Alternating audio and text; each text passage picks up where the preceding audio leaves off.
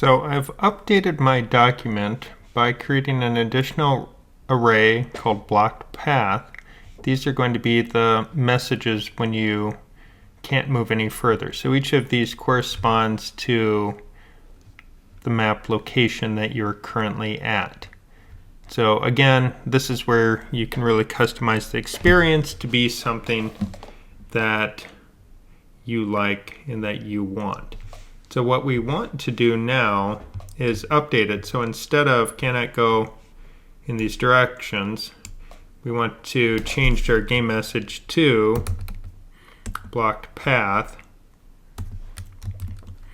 map location. So just going to copy that. So copy pasting, provided you select well when you do it, can be more effective than typing sometimes, because once you know something is correct, it's not going to give you error messages. So now back in our game, north, north, and now there's a solid wall in front of you. Okay, so we can see how that's going to give us a more interesting experience than just, I know you can't go in that direction any longer. So that's going to be a better way of working with it. So that's our first improvement. Our next improvement that we are going to work on is we're going to start to define our actions here. And when we define the actions, this is going to help us to determine what is going to occur in our game. And this part of it will probably end up rewriting different aspects of it a little bit more as our game progresses. But the first thing that we want to do, so again, because we're trying to define cardinal directions, is we're going to create an array to hold the actions that I know. So I'll just say let actions equal array. And then actions is equal to, and again, we could do this on one line. I don't actually have to define it in two lines like this, but I'd like to do that when we're doing these instructional kinds of projects, because I feel that it provides a little bit more clarity as to what is happening with it. Now, if I put a space between items while I am typing here, or not, so if I go comma space, or don't put in spaces, that's entirely up to you for readability. And the good part is JavaScript's now smart enough, if I put a final comma at the end here, it doesn't freak out anymore. It used to freak out when you did that. So that's a nice, I'm just getting rid of the space for consistency. But that's a nice thing that's now been included. So now inside my value here, we noticed before, well, if I just save this, nothing else is going on. But now if I type north with a capital, I do not understand what you said, but it'd be nice if, north is the same as north, uppercase, lowercase, whatever.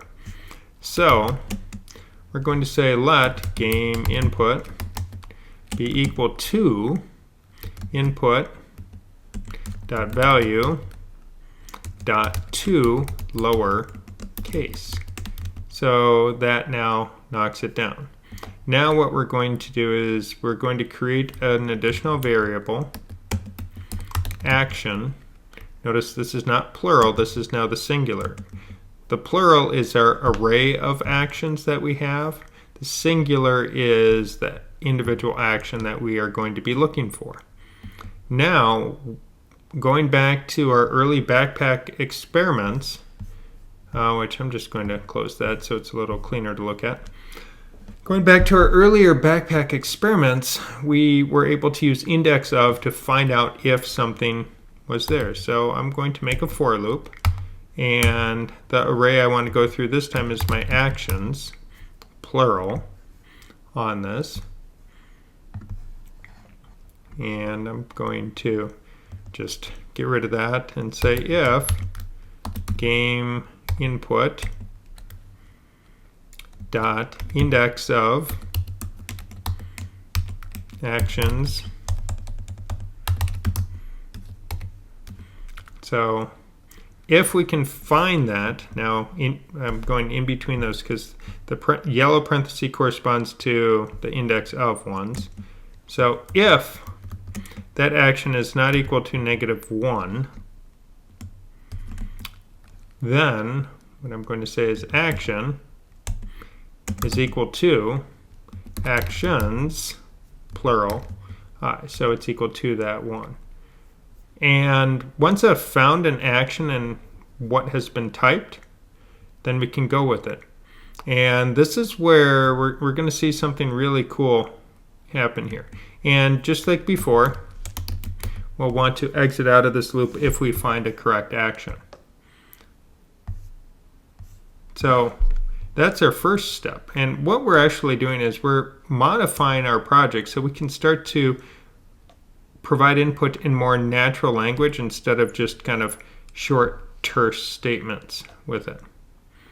Now, in Visual Studio Code, if I hold down the Alt or Option key, I can highlight multiple values like what I'm doing here.